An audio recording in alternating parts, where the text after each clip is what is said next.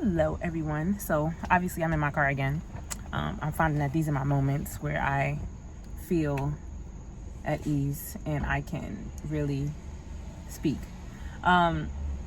So as you all know, or some of you who may not know, my name is Amber. My page is Beautifully Benoit. My YouTube channel is Beautifully Benoit. Everything is Beautifully Benoit. And I'm here because I just want to spread the gospel, talk about Christ, talk about everyday situations, help those who are looking to get closer to God or don't have a clear understanding of who He is. Meet people where they are, have those conversations that maybe some are not having. And I'm hoping that this channel and this page,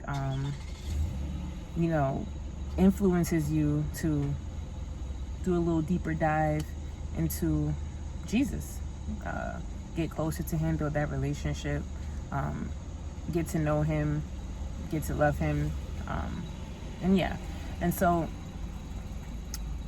for this video, it's going to be quick, because this is the type of channel that I have, and this is what I feel like I'm being called to do. I also want to make sure that before I pour into others, that I'm pouring into myself. And in pouring into myself, that means, like making sure my prayer life is good, reading my scriptures, getting into my word, if Bible studies, church, things that I need to be doing.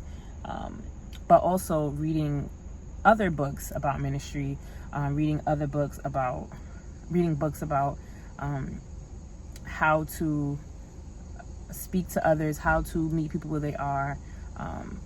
And so one of the books that I am reading is called Gospel Fluency.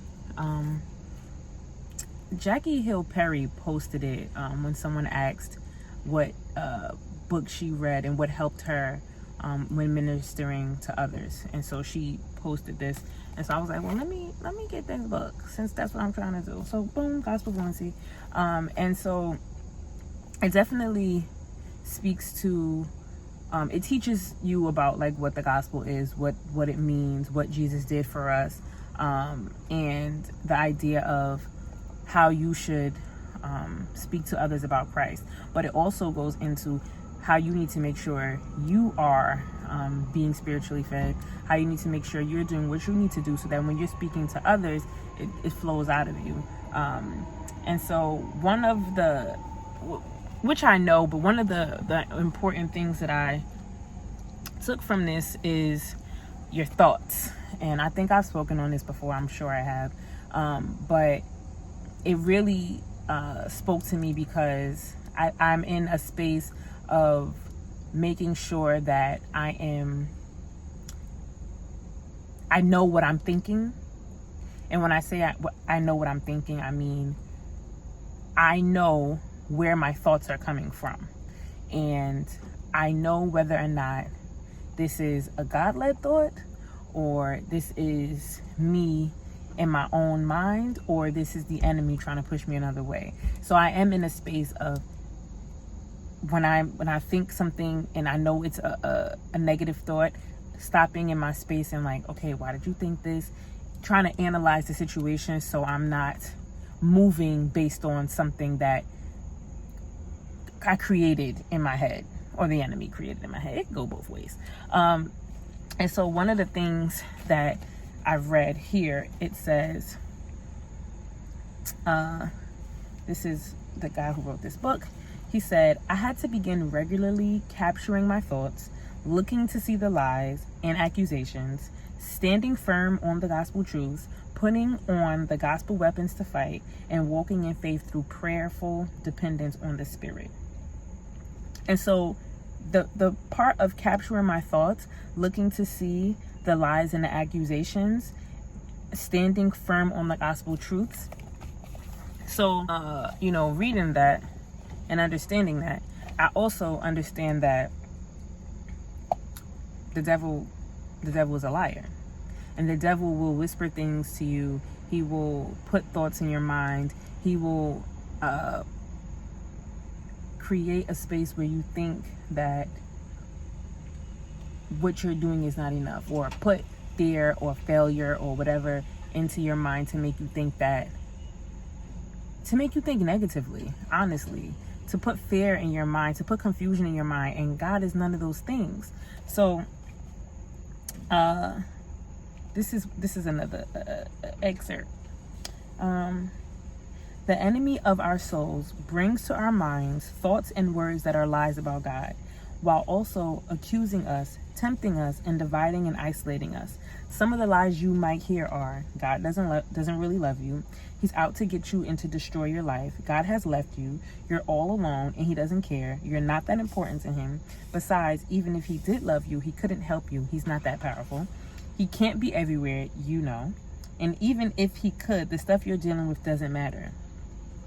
Also, he says, the enemy, Satan, you really blew it this time. You should be ashamed of yourself. It shouldn't surprise you. However, you always do stuff like this. You're such a loser. How many more times do you have to fail to realize it?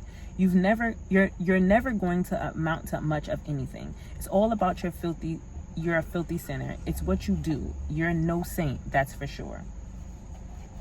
And when I read those things, I was thinking about how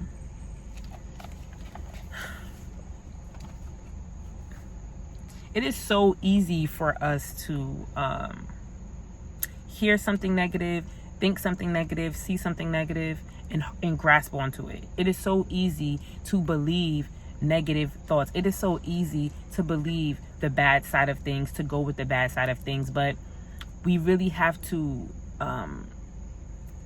get into a space of really believing who God is, really understanding what the gospel is, really understanding that God is not confusion, he's not fear, he's not a liar.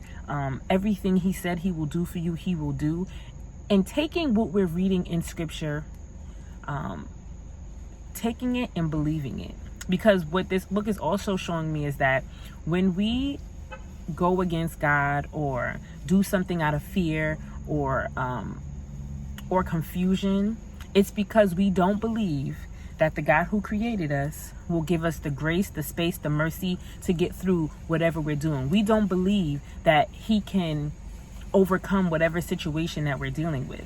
And so it's not that we don't believe in God, but if we're going to say that we are Christians and we're going to say that we believe that he will do and provide for us, then let's stay in a space of, I might be nervous, I might be scared, I might not know what the outcome is going to be, but I'm going to wait on the Lord. And I'm really speaking to myself, because to understand that when I do something out of fear that may go against God, it's because I'm not believing in what God is capable of. That's crazy. That's crazy. How can I not believe what God is capable of? Because I be moving in my flesh sometimes. That's the problem too. That's the problem. I'm not moving on faith. I'm not moving on what the word is telling me. I'm not confident in my prayers. I'm praying to you and I'm asking you, but I out of fear, I do something else. I don't wait. Man, listen. Have you ever felt like, although you may believe in God, you didn't believe that he could change your circumstance? This book is teaching me that if I'm going to believe in God and I'm going to be a believer, I really have to actually believe. And it's showing me that I wasn't wholeheartedly. So yeah, let me know. Let me know in the comments if you've ever felt like God couldn't get you out of what you were going through, and so you went another way and you felt like you should have just waited. Let me know your thoughts. Okay, bye-bye.